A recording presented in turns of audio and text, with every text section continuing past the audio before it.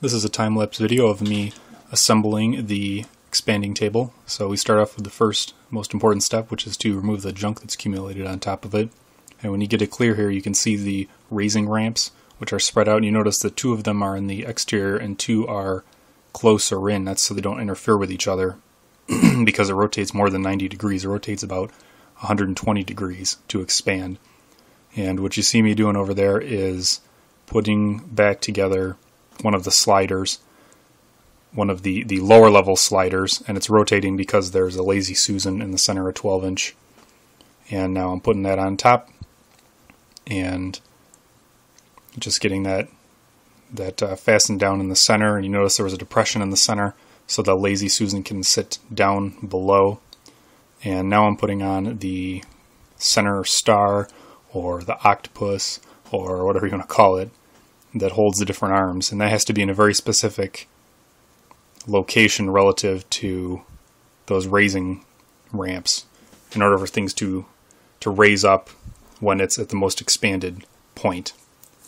And I'm getting that assembled in there. So theoretically, if everything is symmetrical, it could be rotated by 90 degrees, but it's not 100% symmetrical. So I'm getting that attached down, and I'm attaching it to the lower ones. You notice that those expanding arms are on top of that star and the other ones are below. That helps make the table's profile thin. This is the upper level, which I'm putting on there, and I'm lining up the linear bearings, which is what allows it to slide up and down. So those control it on the X and Y axis, but it's free in the Z. The Z is controlled by those rollers that raise it up, that ride on the ramps. And these are the upper level sliders, and we're putting those together. These go together a little bit easier than the lower ones because I thought ahead and put the fastening screws to come from the top versus the bottom ones where you have to come from underneath. So we get those in place. They're all attached down, and then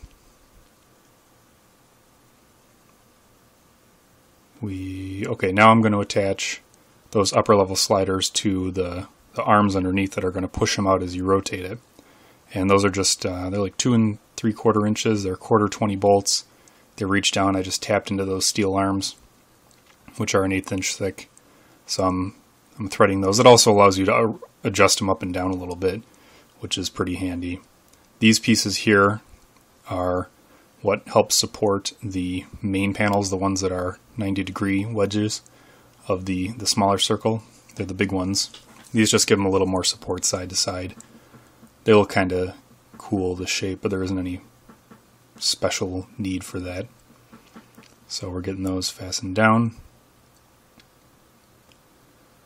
And now what I'm doing is putting shims on. These are for the panels that raise up in the side. And these are something that you would normally figure out once you put the big panels on, and then you're adjusting the smaller ones so they rise up into the perfect position. I more or less knew where these needed to go if it was assembled correctly, which I'm actually going to put these panels in the wrong spot, and you'll see at the end, but that was my numbering system wasn't 100% perfect, so that was kind of a mistake here. But so normally you'd put the big panels on first, and then you'd put these ones on and adjust them so they rise into the correct position. And I'm getting these lined up.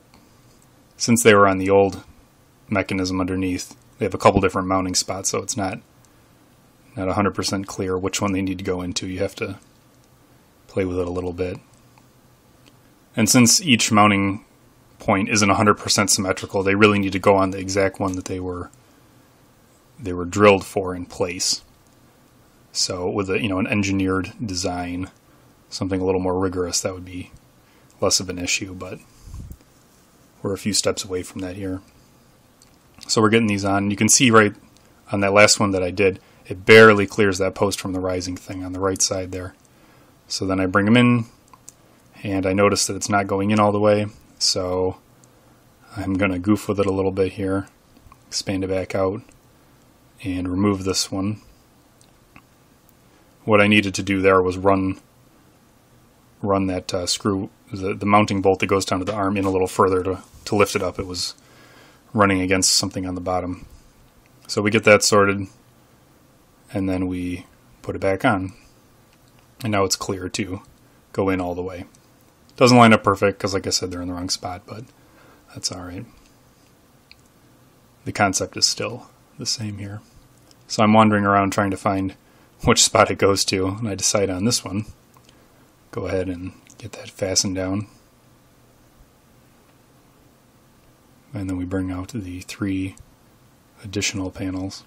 The numbering confusion is because I've numbered them different ways for different things, and you try and scribble out one and it doesn't always end up being 100% clear. So having a universal numbering system would definitely be an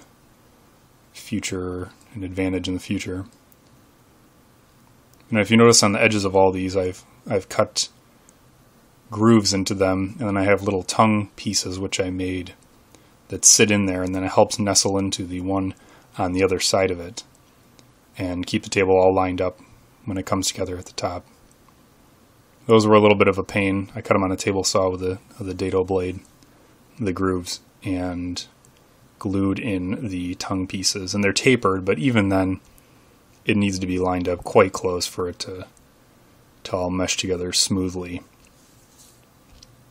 which is why those shims need to be there. Also, your table and support mechanism need to be very, very accurate if you want to avoid having shims. So I think just sort of accept the need for shims and move on. It is made out of wood after all. So this here is the center star, and I'm trying to figure out which way it needs to go. It can go in a couple different ways, but only one of them is correct. And that center star was cut after I'd done everything else so that it meshed perfectly. And then I put it together, and you can see it doesn't match up perfectly, but the order is proper, so you get the idea.